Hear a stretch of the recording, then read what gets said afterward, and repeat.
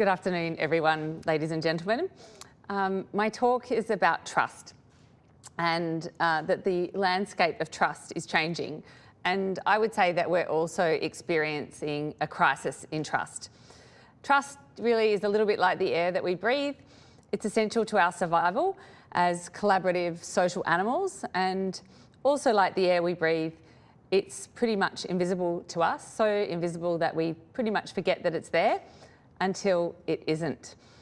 And although I'm going to argue that we're in a trust crisis, there are some new reasons to be optimistic with far-reaching consequences for us all. To show how trust pervades everything we do, let's consider a simple thing like eating a meat hot dog. Thousands of years ago, to get a feed, you'd hunt and kill your own bison, so you knew that it was fresh and healthy. It was free range and you'd seen it moo. But now we leave that to people we trust to do the slaughter for us, and we have to trust them that their cows are okay, whether it be a hot dog stall on the pavement, in a burger, in a supermarket freezer, or a franchise like McDonald's. With whoever is selling you the meat, how do you know that it's okay to eat? Well, if you're in Australia, that hot dog is regulated by the Department of Industry, Science and Resources. And if you're in the United States, it's the Department of Agriculture, and this is similar in other European countries. In whichever case, there are hundreds of people keeping extensive records of regular samples of meat, from the carcasses to bacteria samples to the temperature of storage of every batch of food. And they're keeping tabs on the qualifications of the people charged with storing and transporting this as well. In the USA, the president himself appoints the head of the Department of Agriculture. So in the USA, you could actually say the president of the USA is personally guaranteeing that your hot dog is okay.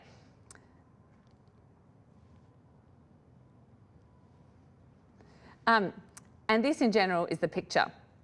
Lots of foot soldiers in an institution and at least one high status individual presiding, backed up by plenty of documentation that's stored in ledgers. It's then signed off, so it's all woven together into a coherent trust vertical. And it's not just hot dogs and hamburgers, it's pension funds, parking tickets, rubber tyres, cars, the engines that drive the cars, and the fuel that goes into them. All of the things that make our world are in this fabric of trust. Each of these has its own trust ecosystem. And all of this allows us to live our economically efficient lives so that we don't have to make our own rubber tyres or hunt our own bison or check the avionics bay of the aircraft that we're flying in. And despite all of these apparently rock-solid systems, there are some big problems. Europe prides itself on having higher standards of meat than in the US. However, a few years ago, the entire European food chain was riddled with horse meat posing as beef. It was diseased meat from old racing horses, and it was in practically every burger and every supermarket lasagna from every store across Europe. It was systematic corruption. This was a kind of symbiosis with the horse racing industry that needed to get rid of unwanted horse heroes. How does this all happen? Well, it gets worse. The Boeing 737 MAX disasters pointed to more than just problems with the trust ecosystem around the manufacture of aircraft. When an aircraft crashes, everyone likes to blame the pilot, just like blaming the guy on the hot dog stand for selling out-of-date meat or not washing his hands. But in the case of the 737 MAX, the crash had to happen twice before they stopped blaming the pilot. Indeed, the problems went all the way to the top, beyond Boeing and to the regulator, the FAA itself. The relationship between the two, being the regulator and the regulatee, was way too cosy. Employees from the regulator were actually stationed at the manufacturer and signing off equipment at the regulatee. This is a massive trust problem right there. And when that rolls on, it's basically a regulator stops regulating. And if you think this was just the Americans and the Boeing, you're wrong. The European Airbus A321neo suffered exactly the same control faults as the 737 MAX. Whether it's European or US, take your pick, it's the same problem. And neither of these are isolated events. In one recent incident, it's thought that 2 electronically driven hydraulic pumps failed in flight after they were replaced by unlicensed engineers. Or skipping safety checks after an excessively hard landing, something that is mandatory if you're taking a plane load of passengers. And you can see why I'm glad this talk was held in Perth and no flying required. This is a corruption of standards, and it's not just in the air, but it's in the water too. For bathers swimming in the sea in the United Kingdom, do they trust the water to be clean and free of sewage? A few years ago, the public would look towards the Water Authority as the guardians. The Water Authority would issue statements of cleanliness which would tell bathers whether or not they could swim there. But on days when the Water Authority had declared the water as safe, bathers began to notice that there was sewage in the water. They collected their own samples, ran their own tests, and posted their own assessments of the state of the water. The water regulator had stopped regulating. But now, if you want to know if it's safe and pleasant to go for a swim, you might ask the community, who are becoming the new collective authority. And the same could probably and must happen with aviation. When an aviation industry doesn't regulate itself, citizen regulators are coming to the fore. Aviation, though, for the moment, is too closed an environment to allow this to happen, but I believe that it will change. The data collected by jet engines in real time will find a way to get published, and there'll be nerds who will scrutinise it to find patterns which will tell them more than the authority could ever know. With this changing landscape of trust, a new ecosystem is emerging. Citizens are doing it for themselves. And it won't surprise you to know that blockchain and increasing amounts of data sampled are involved.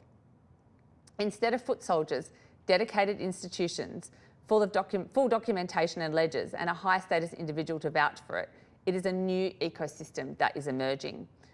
Blockchain forms the backbone of this. Blockchain is a way of storing information in an immutable fashion. Blockchain was invented by a cryptographer and a physicist team, Haber and Stornetta. Here's a picture of them. And their idea was to have everyone store their recorded information in such a way that you don't need the credibility of the President of the United States or a big important institution for the validity of some ledger data. Blockchain can involve an entire community in checking each other's data effortlessly, kind of like the neighbourhood watch for data. In this new world, smart contracts can deliver much of the control and the permissions. If the new watchdog is all of us and not just the regulator, this will have come just in time. Companies like Dell are asking how you can use statistics to spot corruptions in this new massive data in all its guises. They've created something called the Data Confidence Fabric. Essentially, this is a blockchain-based appraisal system for every device that issues data, no matter how banal.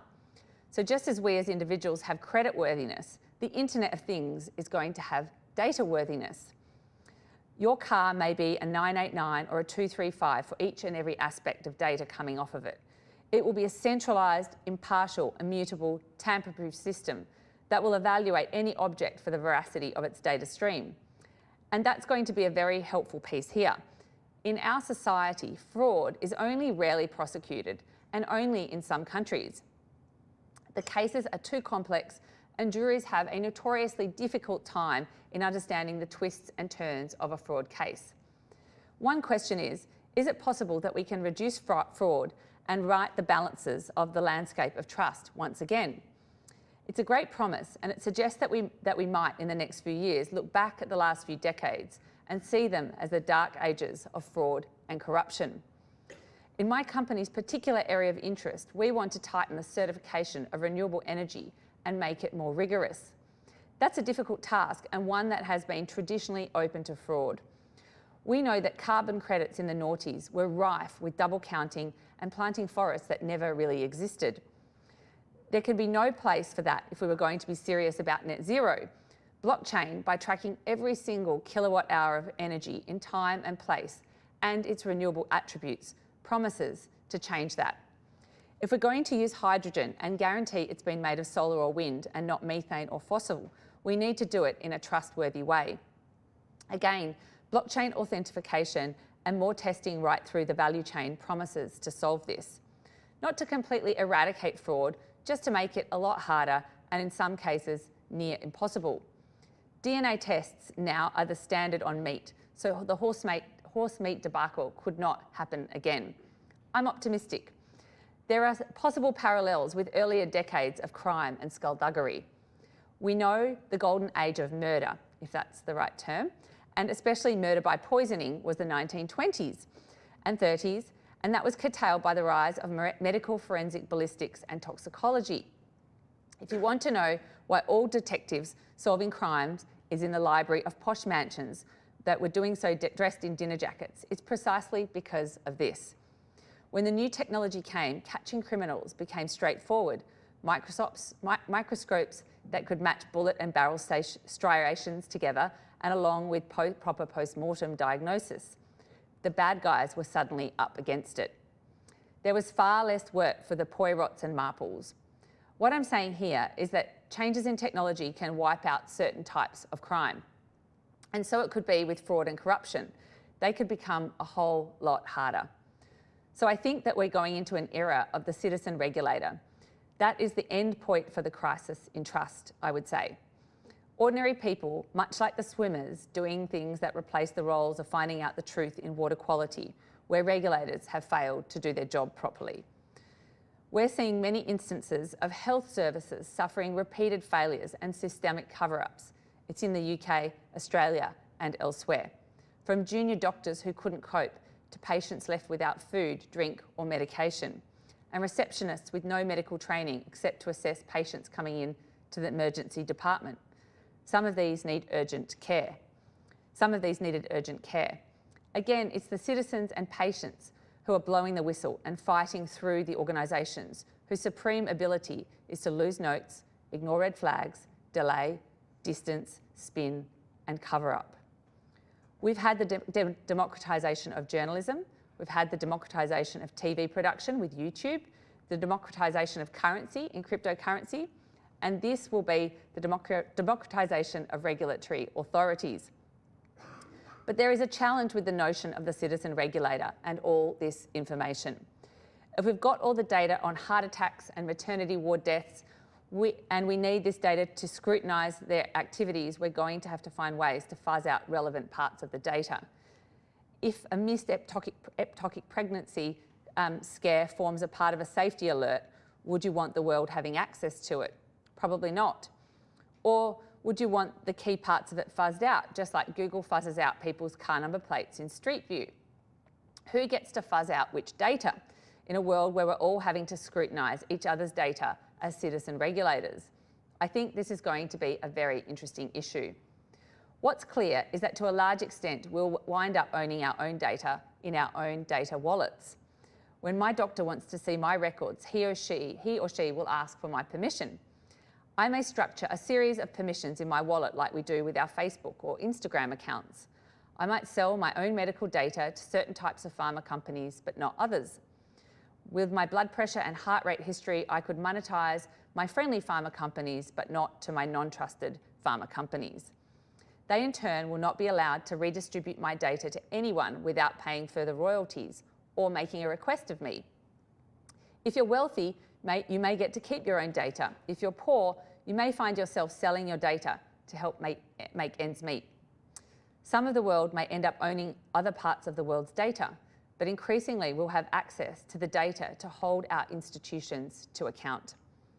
If that sounds like a scary proposition, well, it may well be, but the alternative would be even more worrying. In short, the new trust will no longer entirely depend on institutions that we revere and respect. The trust will also be down to us. Thank you.